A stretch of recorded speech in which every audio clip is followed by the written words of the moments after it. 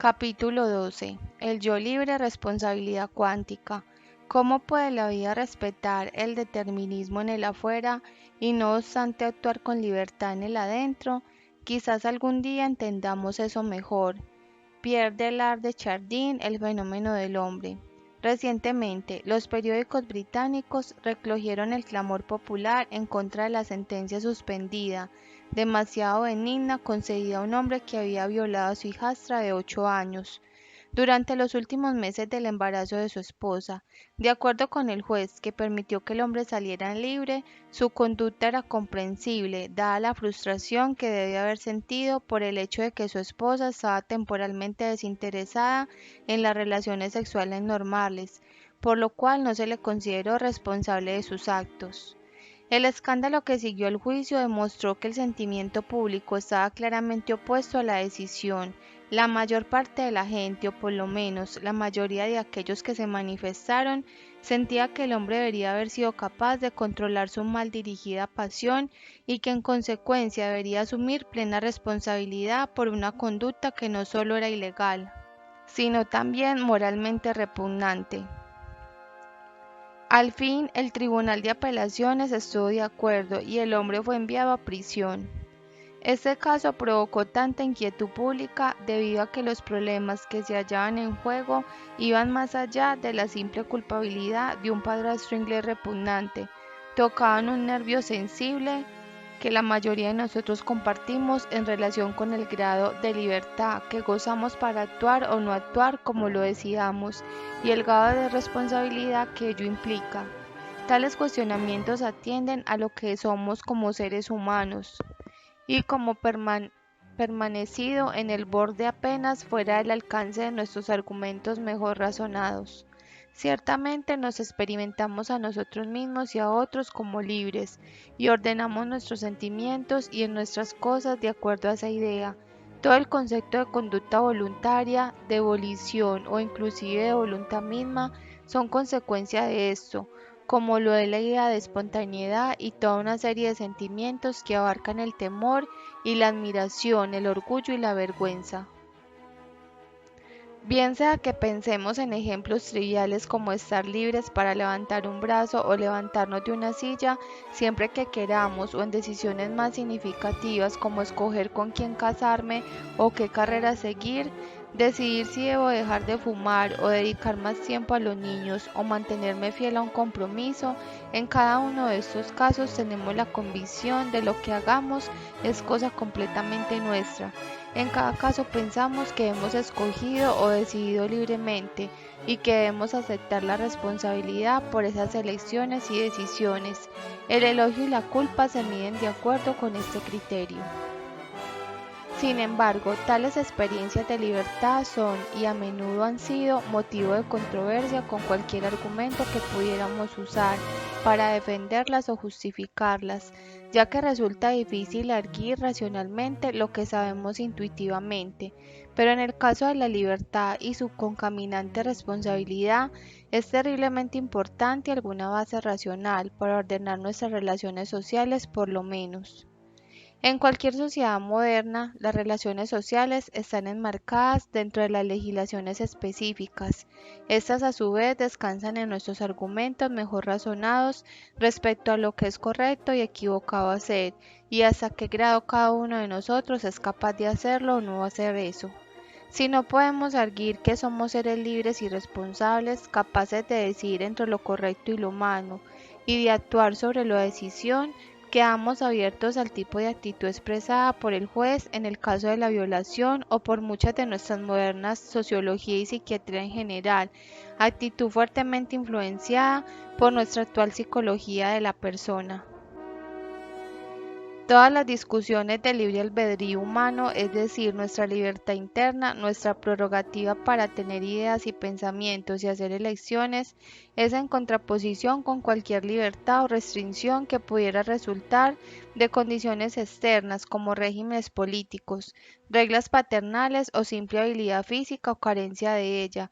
Se han basado en términos de naturaleza humana o en términos del lugar que ocupa la humanidad en el universo, la eficacia o ineficiencia de nuestra voluntad y ciertamente la cuestión de que si realmente tenemos alguna voluntad en lo absoluto, se piensa que se desprende de lo que somos como seres humanos o de lo que tanto podemos o tengamos sobre nuestros propios actos. En el pasado y hoy, tal discusión ha apoyado alguna forma del determinismo en el sentido de que nuestra conducta en cierto modo algo fijo y fuera de nuestro control y que la libertad de la voluntad es una ilusión, una imposibilidad. Para los antiguos griegos, este determinismo se expresó como destino, impotentes ante los violentos reveses de la naturaleza e ignorantes de sus causas.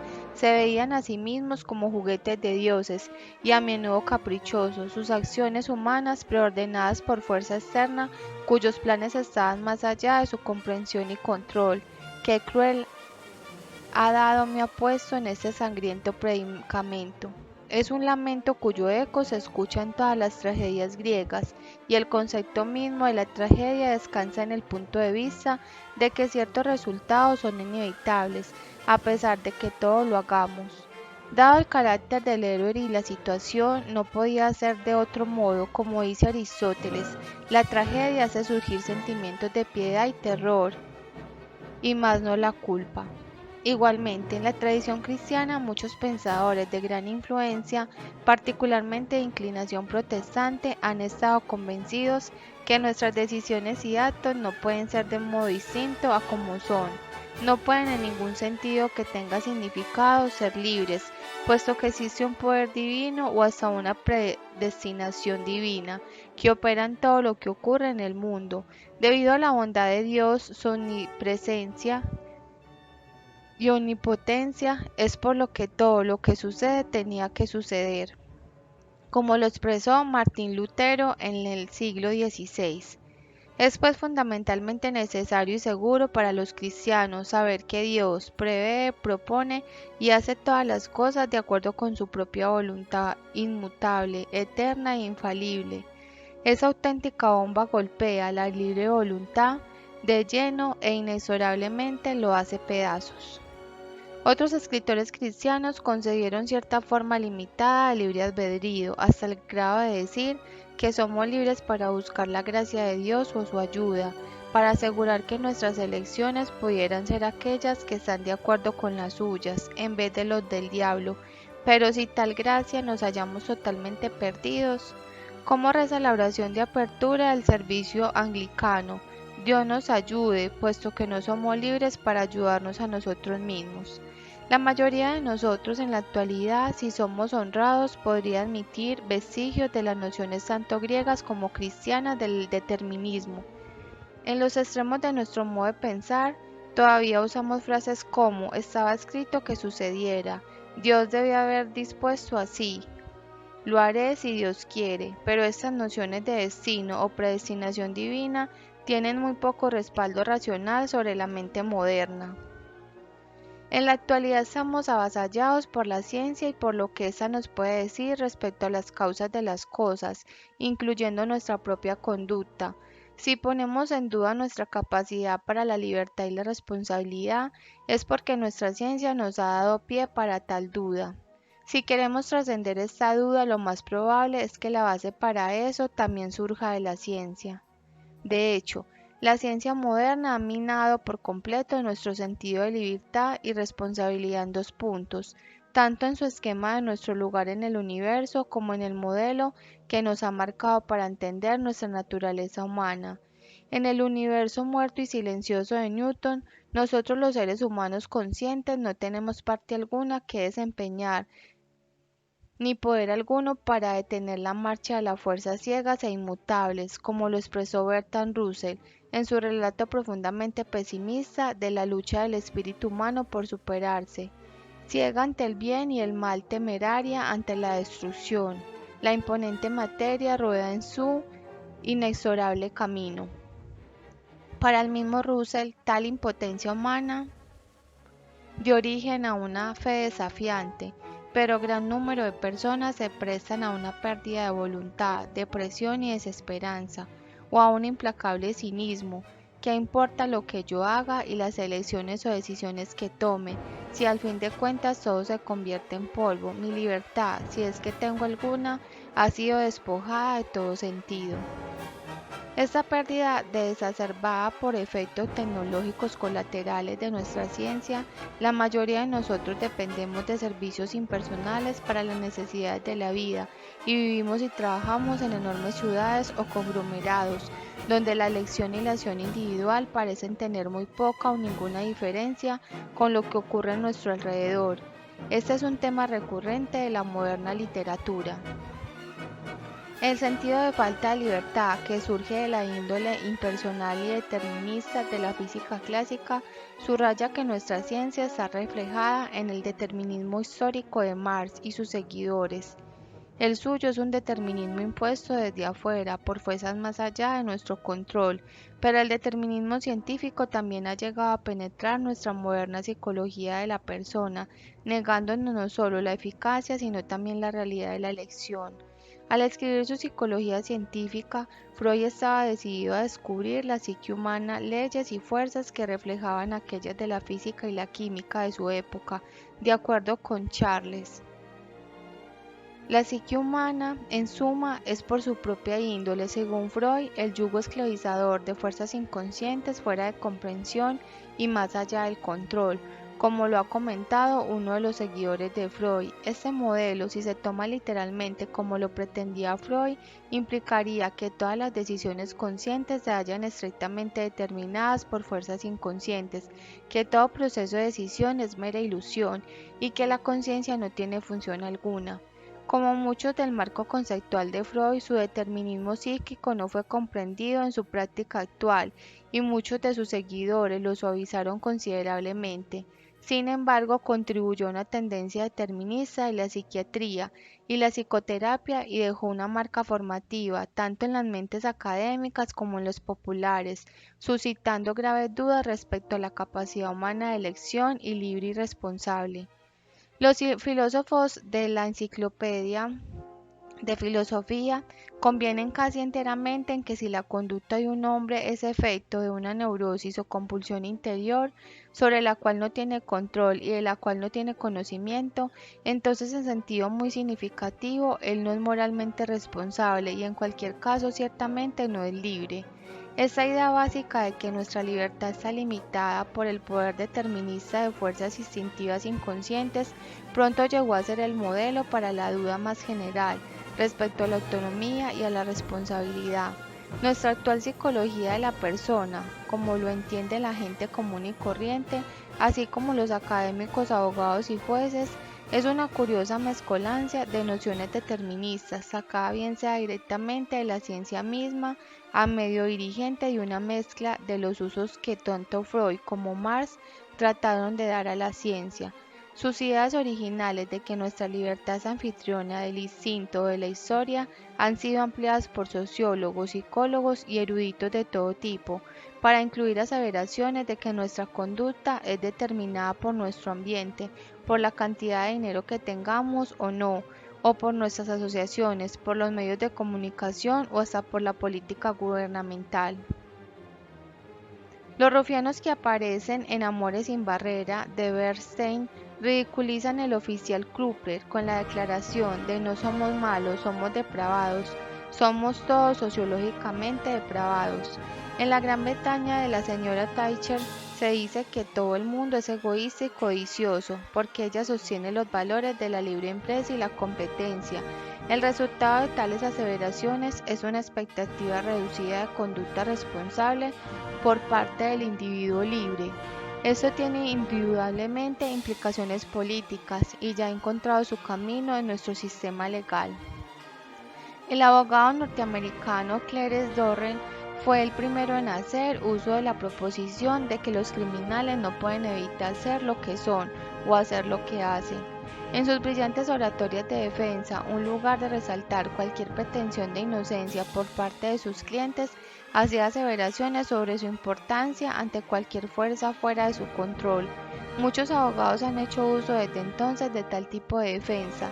La decisión del juez en el caso Strupo, que se citó al principio de este capítulo, no es sino un ejemplo reciente de su éxito. En las últimas décadas, las corrientes existentes de determinismo científico se han visto reforzadas por el modelo de computadora del cerebro. Las computadoras no toman decisiones libres que conlleven responsabilidad, sino que siguen programados trazados, como el vendedor de la computadora que recordó que cuando se quejó de que mi nueva procesadora de palabras había borrado todo un día un trabajo mío. No tiene sentido decir que la computadora fuera la responsable, la culpa es de usted cometió algún error. Pero la existencia de que ese yo que cometió el error expone todo el profundo error de tratar de aplicar los principios de determinismo científico clásico o la conducta de seres humanos. Yo soy un agente activo y no existen agentes activos en la física clásica, hay únicamente leyes. Si yo trato de definir mi calidad del yo, incurro en la trampa reduccionista de la conducta de discutir antes.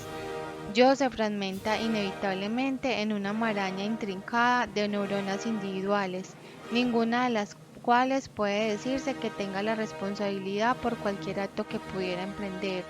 No hay lugar para que se detenga el cubo, únicamente con un modelo cuántico de la persona, donde mi calidad de yo surge de un estado cuántico coherente y unificador en el cerebro.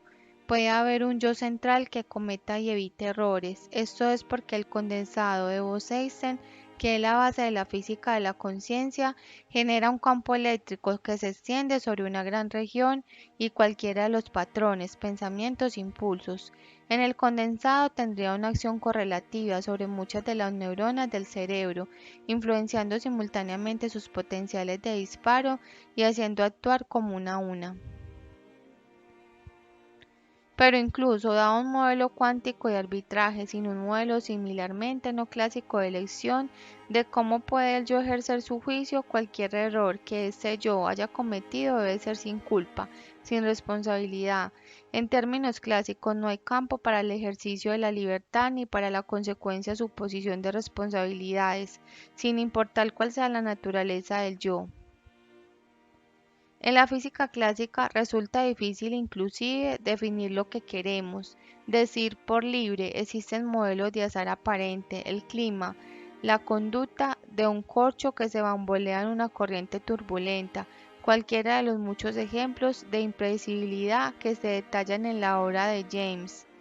Pero también existen ejemplos donde la complejidad de una cadena de causas es tan enorme que simplemente no podemos sondearla. La causa misma todavía está allí, por lo tanto, esto no puede considerarse ejemplo de libertad. Sin embargo, en términos cuánticos, es imposible definir nuestro ser humano sin confrontar el significado de libertad. La conciencia por su propia naturaleza como sistema cuántico es una hebra de libertad que corre a través de nuestra vida en todo momento. La base física para la libertad en cualquier sistema cuántico es la incertidumbre cuántica, el hecho de que las funciones de onda cuántica no puedan definirse como el gato de Schrödinger, que no está vivo ni muerto, porque como el gato cuántico está simultáneamente vivo y muerto, es decir, es una posibilidad conjunta de ser cualquiera de las dos cosas, y que la posibilidad llegue a realizarse es cosa totalmente indeterminada. No existe ley clásica determinada que me diga que ver de cierta manera lo mataría, mientras qué tipo de manera lo salvará. Tales resultados son estrictamente una cuestión de probabilidades. Varias personas han tenido la idea de que esta incertidumbre cuántica puede tener que ver con la cuestión del libre albedrío humano, aun cuando sin un modelo cuántico sólido de conciencia misma y sobre el cual basarlo esta perspectiva ha permanecido sin desarrollo. Yo creo que aquí podemos esperar llegar un poco más lejos. En los bordes de nuestros procesos de pensamiento todos somos gatos cuánticos, funciones de onda cuánticas, indeterminadas, patrones sobre el condensado de Bose-Einstein del cerebro, que acarrean grados variables y múltiples de realidad e irrealidad. Si reflexionamos gentilmente sobre el contenido de nuestras mentes conscientes en cualquier momento, nos damos cuenta de un nebuloso despliegue de pensamientos múltiples, de pensamientos posibles. Estas áreas fronterizas de conciencia, el crepúsculo de la mente, hay algunos poetas aluden que son accesibles un poco antes de caer dormidos, en estados de profunda meditación o bajo la influencia de ciertas drogas, pero siempre están allí en los bordes de cualquier acto de concentración. Su realidad nebulosa y su futura incertidumbre aguarda algún acto de realización. Sin ella no existiría base para la multiplicidad de significados poéticos que distinguen a la poesía de la prosa y son alimento para la fantasía y la imaginación. Freud aludió a estas imágenes entretejidas y múltiples en los bordes de la conciencia como el proceso primario del funcionamiento mental, nuestro pensamiento mágico que sirve para eliminar la tensión causada por las demandas en conflictos de los instintos por medio de una satisfacción imaginaria basada en el deseo. Pero él veía el proceso primario como algo que brota de una etapa prelógica y primitiva de nuestro desarrollo mental, como algo que obstaculiza nuestra adaptación a la realidad y que por lo tanto debe reprimirse o vencerse por completo. Sin embargo, en términos cuánticos, este margen nebuloso e indeterminado de pensamiento es la precondición necesaria de todo pensamiento. Reflejando el origen cuántico de nuestro modo de pensar, es la base física de nuestra creatividad y de nuestra libertad. Cada acto de concentración es un acto de realización de pensamiento. Cada uno de nosotros ha tenido la experiencia de que el proceso de concentración rompa la función de onda de un despliegue de sobrepuesto de pensamientos posibles, aun cuando pocos de nosotros podrían haber expresado de este modo antes de verse involucrados en el vocabulario cuántico. Al enfocarnos en cualquier pensamiento, hacemos que éste sea una realidad clásica, mientras los otros desaparecen como tantas sombras en la noche. De este modo, cada acto de concentración expresa una miniforma de elección, una miniforma de libertad. Nada determina sobre la cual del todo el despliegue de pensamientos posibles. Me enfocaré porque el yo que se enfoca es el mismo una función de onda cuántica indeterminada, pero a través del acto de enfocarse se hace una elección. A través del acto de observar el gato de Schrödinger, yo lo mato, lo salvo, o a través del acto de observar mi propia conciencia, yo actualizo o pierdo alguno de mis posibles pensamientos. Un ejemplo trivial puede ayudar a hacer que la naturaleza indeterminada de la elección sea más concreta. Si me siento tensa después de permanecer sentada ante mi escritorio durante varias horas escribiendo este libro, tal vez me vea a mí misma con la cabeza llena, con la idea de destrozar mi computadora, saliendo a dar un paseo, brincando hacia arriba y hacia abajo, pedaleando en mi bicicleta a través de la pradera, o seguir sentada aquí hasta que me vuelva piedra. De modo muy sucintito, veo todas estas imágenes simultáneas, vivas, todas ellas en este momento, como aquella desvergonzada muchacha cuántica que tenía su hogar con cada uno de sus amantes simultáneamente. Pero la incomodidad física me aguijoneará para concentrarme y cuando lo haga, por ese mismo acto de concentración, elegiré una posible fuente de alivio para mi tensión y actuaré sobre tal elección. Una elección en tales términos no es otra cosa que un acto de concentración que despedaza la función de onda del pensamiento posible. Pero nadie puede decir que esa elección específica estuviera determinada por mi incomodidad. Cualquiera de mis elecciones la hubiera aliviado. Esta incomodidad necesaria únicamente alguna elección y la elección es si era libre. Esa capacidad autorreflexiva de pensamiento para observar a sí mismo y de este modo, mediante la concentración, resquebrajar su propia función de onda, descansa en la física de por lo menos algunos condensados de Bodesten, incluyendo aquellos que son de la base física de nuestra conciencia, sobre las diferentes propiedades físicas desplegadas por tales sistemas cuánticos cuando se encuentran en un estado de baja energía o en un estado de elevada energía. En un estado de baja energía, los condensados de Bose-Einstein despliegan los efectos familiares de superposición cuántica de posibilidades múltiples, experimentados por nosotros como imágenes turbias de nuestra vida en sueño, el crepúsculo gótico de la imaginación. En un estado de elevada energía, estos condensados se comportan casi clásicamente, perdiendo sus efectos de sobreposición cuántica. Este mecanismo de interrupción que lleva el condensado de propiedades cuánticas de baja energía a propiedades clásicas de elevada energía fue ilustrado por primera vez en las conexiones de Rosen, los lazos superconductores que hicieron merecedor al físico británico del Premio Nobel en 1973, debido a que ellos pudieron conjuntar en una unidad física macroscópica a gran escala las propiedades de sistemas tanto cuánticos como clásicos. Las conexiones de Rosen han hecho creer alguna esperanza para la invención de computadoras cuánticas que pudieran combinar las ventajas de los efectos de sobreposición cuántica, principalmente la libertad de escoger simultáneamente entre rangos de posibilidades, con la lógica de las computadoras clásicas, pero los condensados superconductores de Bose-Einstein funcionan únicamente a temperaturas extremadamente bajas, por lo que la tecnología de emplear al descubrimiento de Johnson en cualquiera de sus computadoras actuales, clásicas o cuánticas, ha resultado ser hasta el momento demasiado cara para ser factible. Sin embargo, en el cerebro humano, donde los condensados de Bose-Einstein al estilo de Froelich funcionan a temperaturas del cuerpo, no existe tal problema. Por lo tanto, el cerebro es un ejemplo claro de una computadora cuántica que emplea la física básica de las conexiones de Johnson. Sin embargo, decir esto tiene implicaciones considerablemente diferentes para entendernos a nosotros mismos como seres humanos, con la misma comparación entre nosotros y las computadoras, por razones que espero sean claras en todo ser y respecto a la naturaleza de nosotros como sistemas cuánticos.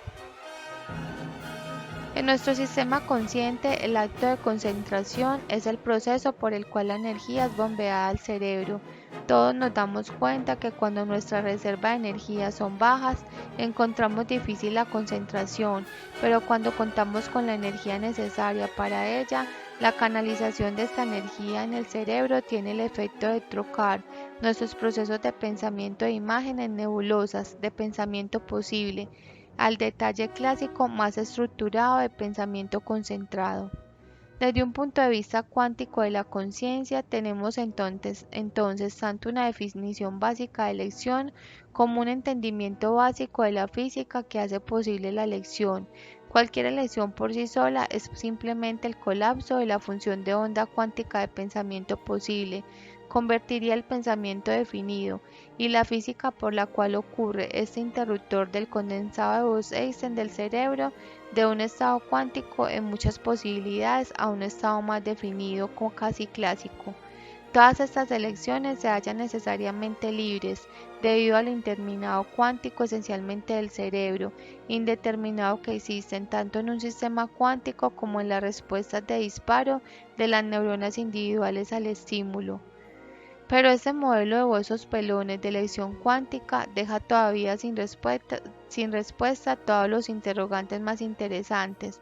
¿Cómo y por qué, por ejemplo, hago realmente las elecciones que hago? Y si soy libre para hacer alguna elección, porque a menudo hago lo que son claramente malas elecciones, malas para mí y para otros.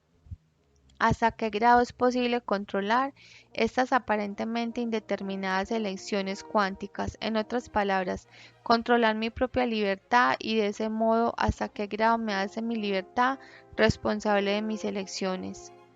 La respuesta de sentido común a muchas de estas cuestiones, si es que creo en la libertad de algún modo, si son una determinada, es que soy una criatura racional, que poseo la capacidad para el análisis lógico de las situaciones y para reflexionar sobre el probable resultado de las elecciones que haga.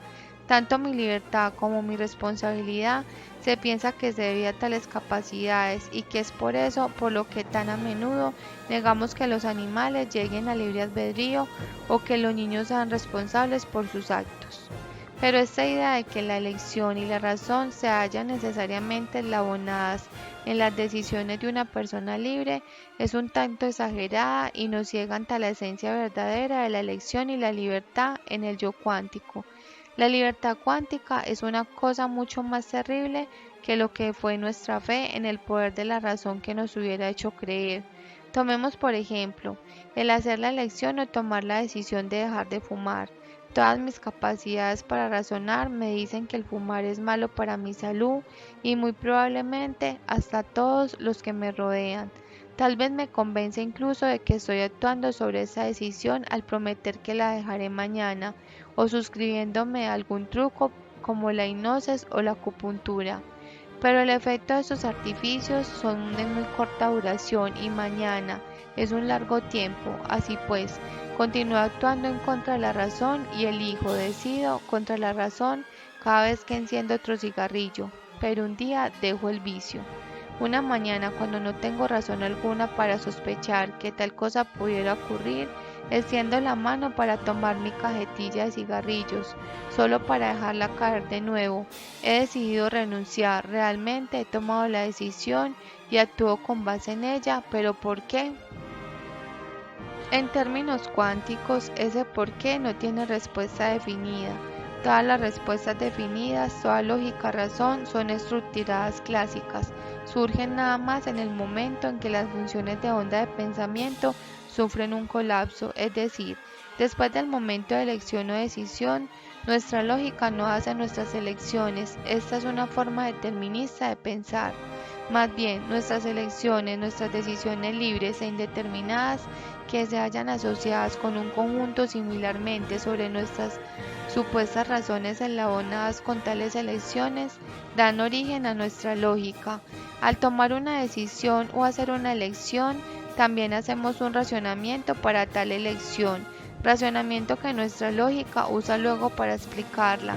No obstante, alguna otra elección habría estado asociada con alguna otra razón que hubiera servido igualmente bien a las de la lógica por una explicación. Yo diré que dejé de fumar porque sabía que era malo para mi salud, pero igualmente si hubiera fracasado en dejar el vicio, hubiera dicho que esto se debía a que era muy débil de voluntad y porque lo necesitaba para aliviar mi tensión.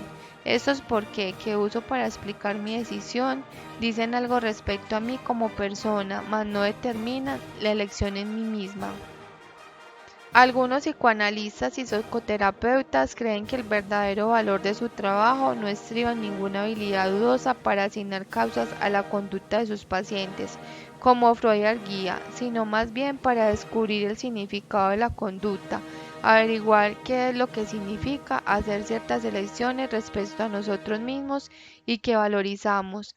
La decisión de dejar de fumar me dice que yo valorizo mi salud y longevidad y más allá de eso, quizás que soy el tipo de persona que puede resistir la tentación inmediata por amor a la ganancia a distancia. La elección no de dejar de fumar podría haber indicado que yo valorizo el placer temporal, aunque inmediato, por sobre los beneficios a largo plazo. Pero cualquiera que sea el significado de mi elección y lo que yo diga respecto a mí, la decisión misma procedió a todos los por qué. Fue hecha en un momento de libertad en el que Kierkegaard llamaría un auto de fe. No obstante, fui yo quien tomó la decisión, quien hizo la elección, yo quien, en algún extraño diálogo cuántico entre la función de onda cuántica indeterminada que soy yo y la función de onda indeterminada de mis elecciones posibles, decidió retirarse del vicio y esa elección no fue responsabilidad de nadie y de nada sino de mí misma.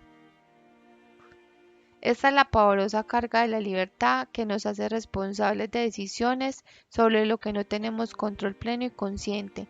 Nos coloca en la línea de fuego, en el torbellino de una situación que es toda nebulosa, indeterminada en los bordes, y luego nos dice que con temor y temblando, como diría Kierkegaard, debemos poner de pie y contarlo. Mas nosotros queremos gritar.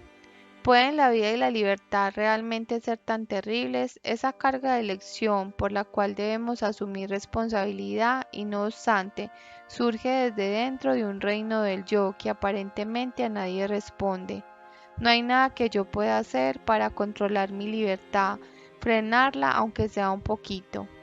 Para Sartre, cuya libertad existencialista radica, se fundó en una negación tanto de la naturaleza humana como de su esencia, así como en la eficacia de las fuerzas determinantes externas como regla y valores. La respuesta fue firme. Un firme no, claman las moscas. De pronto del azul la libertad cayó y se estrelló sobre mí y me levantó por los pies. Yo era como un hombre que ha perdido su sombra y nada quedaba en el cielo, ni correcto ni equivocado, ni cualquiera a quien dar órdenes. Extraño a mí mismo, lo sé, fuera de la naturaleza, contra la naturaleza, sin excusa, más allá de todo remedio, exento del remedio que yo pudiera encontrar dentro de mí mismo. Estoy solo, solo absolutamente, solo hasta que muera. Sartre mismo se ve reforzado a concluir que esta posición significa: la vida humana empieza en el lado lejano de la desesperanza y deja sin respuesta la pregunta de qué bases podría posiblemente haber para encontrar algún remedio dentro del yo existencialista, necesariamente vacío. Colocar cualquier valor que sea esta tan radical libertad es nada más que expresión del deseo narcisista, del que yo esté basado enteramente en mí mismo, con la consecuente alineación tanto del yo como de otros, como lo ve el filósofo canadiense Charles Taylor. El tópico de elección radical es otro avatar de la recurrente figura que nuestra civilización aspira a realizar, el ego descarnado, el sujeto que puede objetivizar todo ser, incluyendo el suyo propio, y escoger con libertad radical, pero esta prometida autoposición total sería de hecho la pérdida total del yo. El sueño del narcisista es su propia pesadilla, el franco contraste. El yo cuántico no está ni vacío ni solo, ni está radicalmente libre en el sentido que Sartre da a la palabra. Tampoco en el sentido lo están los procesos cuánticos. El colapso de una función de ondas cuánticas no es un fortuito ni totalmente sin un sentido de dirección, ni, para usar el vocabulario Sartre, totalmente contingente. Cualquier colapso es una cuestión de probabilidad y algunos resultados de un colapso son más probables que otros. Para los sistemas cuánticos humanos como nosotros, el grado por el cual podemos sopesar esas probabilidades es el grado en el cual podemos ejercer algún control sobre nuestra libertad. En procesos cuánticos, la probabilidad de que algo ocurriera está asociada con la cantidad de energía que se requiere para hacer que ocurra. Si un electrón puede moverse a una capa de energía dentro del átomo con poquísimo gasto de energía y otra con un gran desembolso de energía, la probabilidad de que hará la transición de baja energía es muy grande. Es libre de hacer cualquier transición, nada está determinado, pero es sumamente probable que tome la opción fácil. Lo mismo ocurre con nosotros, cuando debido a que somos caracteres mucho más complejos para los electrones, los factores que influyen en el requisito de energía de nuestras diversas elecciones son también más complejos. Como persona cuántica poseo una naturaleza y una esencia, tengo un cuerpo, disposiciones genéticas, experiencias y reflexiones sobre otras experiencias, un carácter y estar definido en gran parte en determinadas de las relaciones que establezca con otros. Todas estas cualidades ejercen impacto en mi memoria cuántica, en ese punto de encuentro indeterminado entre el yo que soy y el yo en el que me estoy convirtiendo, en ese punto donde se hacen mis elecciones. Y la naturaleza de ese impacto es que influye en las probabilidades de mis elecciones. Toda la historia y la configuración de mi ser incrementa la probabilidad de que haré ciertas elecciones y reduce la probabilidad de que haga otras. Como yo es cuántico, nos hacemos a nosotros conforme, vamos adelante, tejemos la tela de nuestro ser a través de nuestro diálogo permanente con nuestros propios pasados, con nuestras experiencias, con el ambiente y con otros.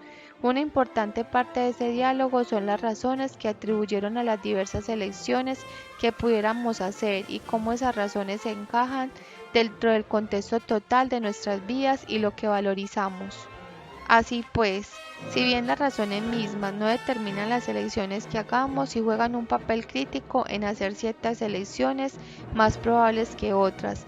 Las razones particulares que abonaron con un despliegue de posibles elecciones influyen en la probabilidad de hacer alguna elección en particular. La razón en la abonada en la posible elección de dejar de fumar es que prolongará mi vida, y la razón en la abonada con no dejar el vicio es que lo disfruto. Pero dada la asociación de todas estas razones con tales elecciones, es más probable que decidiré dejar de fumar. La asociación entre la razón y la elección hace que las elecciones correctas sean más fáciles, es decir, que demanden menos energía, inclina la balanza, pero no garantiza el resultado deseado. Por medio de todo el proceso de nuestro vivir, nuestro modo de pensar y nuestra relación, estamos reforzando o variando las probabilidades que nuestras elecciones tendrán en un resultado particular. Estamos cargando los datos cuánticos y canalizando la dirección de nuestra libertad. Cada elección que haga tiene influencia sobre la siguiente elección que haré, porque incrementa y reduce la probabilidad de esa elección. Ninguna de mis elecciones, por pequeña que sea, carece de cierto significado para el resto de mi vida. Obviamente, tal canalización tiene mayor eficacia cuando el carácter y capacidades de razonamiento de un individuo maduran y tenemos razón para no hacer a los niños o a los mentalmente defectuosos responsables de sus actos, como lo hacen con los adultos normales. Su libertad es tan real como la del adulto maduro, pero su resultado es muy probable que sea mucho más fortuito o más pesado por disposición genética o desequilibrios químicos en el cerebro. El efecto de nuestro estilo de vida y de todas nuestras elecciones basadas en el análisis de probabilidades de nuestras futuras elecciones confiere cierta verdad limitada a las reclamaciones sociológicas o psicológicas de que nuestros antecedentes, nuestros ambientes o nuestras asociaciones influyen en nuestras elecciones, pero eso es muy diferente a decir que los determina. Siempre estamos en la libertad de escoger contra el peso de la probabilidad de tomar decisiones que demanden más energía, y esta libertad nos hace responsables. Los relatos de gente que se ha elevado sobre sus antecedentes o circunstancias para hacer cosas grandes o sorprendentes nos inspiran porque nos recuerdan que nosotros también podríamos actuar contra las posibilidades, que la responsabilidad para que esto se encuentre que nadie sino a nosotros mismos, y como constatamos tan a menudo, esa comprensión transforma casi siempre las desventajas. Esta es la razón del por qué los ejemplos de héroes locales con frecuencia pueden hacer cambiar la vida de muchos de nosotros en una comunidad afligida con desventajas o oprimida. El haber hecho la dura elección hace que esa misma decisión sea más fácil para todos. La física de eso estriba en la interconexión cuántica de nuestra conciencia y refleja mi aseveración anterior de que todo lo que cada uno de nosotros hace afecta a todo el resto de nosotros, directa y físicamente. Si uno traza una ruta, es sumamente probable que otros tomen el mismo camino. En total, la naturaleza cuántica de nuestra conciencia hace tentador para nosotros hacer elecciones que requieran el mismo gasto de energía, la mínima cantidad de concentración, y es por ello por lo que, por la naturaleza, somos criaturas de hábito o imitación. El hábito es una especie de viaje gratis, requiere muy poca labor mental. Una vez que he hecho algo de cierta manera, he hecho alguna elección de cierto tipo en particular, le resulta más fácil hacerlo que el mismo otra vez. Por lo tanto, es la mayor probabilidad de que lo haga así.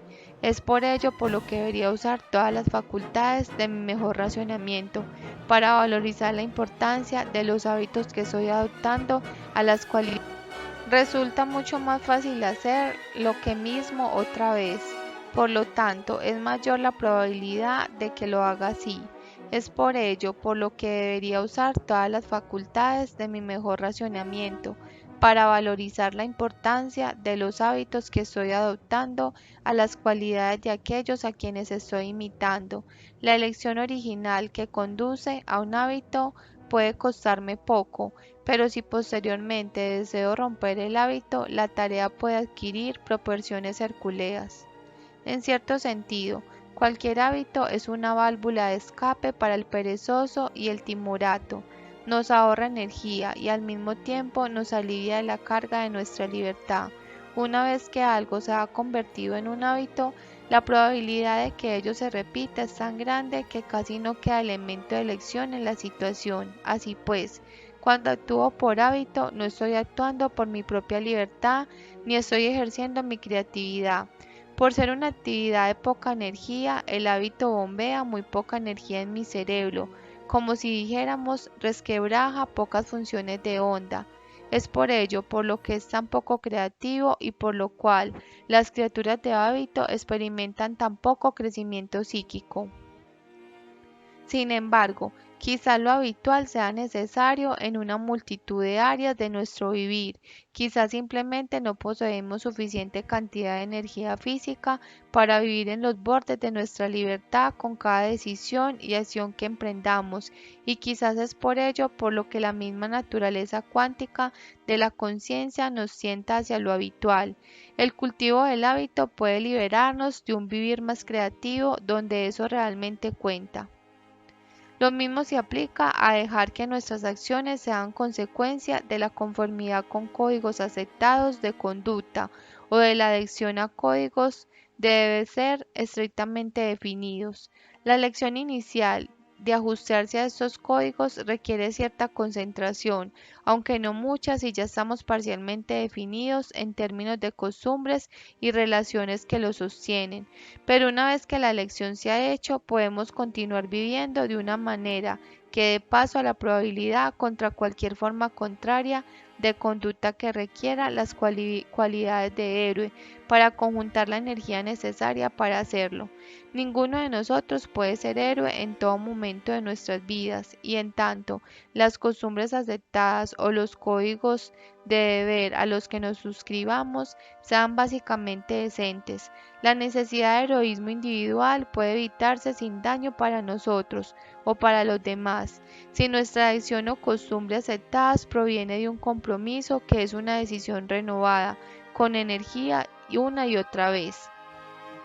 Más que de un mero hábito, entonces la conformidad misma puede ser una forma creativa de vivir, ayuda a sustentar una cultura y un estilo de vida. Pero en virtud de nuestra libertad esencial y debido a la responsabilidad impuesta sobre nuestra libertad, cualquiera de nosotros podría en cualquier momento ser llamado a ser un héroe, cuando nuestros hábitos pueden verse como malos para nosotros o para otros, o cuando nuestra lealtad al deber nos involucra en una conducta que sabemos que es normalmente errónea, nos vemos compelidos en ser héroes, obligados a hacer el esfuerzo de actuar contra el peso de la probabilidad. Tenemos un imperativo moral para usar nuestra libertad, para vivir en el temible borde de nuestra conciencia cuando nos vemos obligados a hacerlo, porque nuestra misma naturaleza, como seres conscientes, ser libres y en términos cuánticos, la naturaleza y la moral van de la mano, con la mano, porque esto es así, será más claro cuando hayamos discutido la cuestión de nosotros en relación con el mundo material y la naturaleza del vacío cuántico mismo. El ejercicio de esta libertad se halla en la esencia de lo que somos como individuos cuánticos y con toda razón culpamos a aquellos que siempre lo eluden al nombre del deber, hábito o acondicionamiento social. Los culpamos por no hacer un esfuerzo, dedicar alguna energía para evadir habitualmente la carga y la responsabilidad que es nuestra por naturaleza y por ende optamos por mantenernos fuera de la creatividad a la que nuestra libertad da origen. Esta creatividad que discutiré a continuación es la clave para entender por qué los seres humanos conscientes están en el universo de cualquier modo.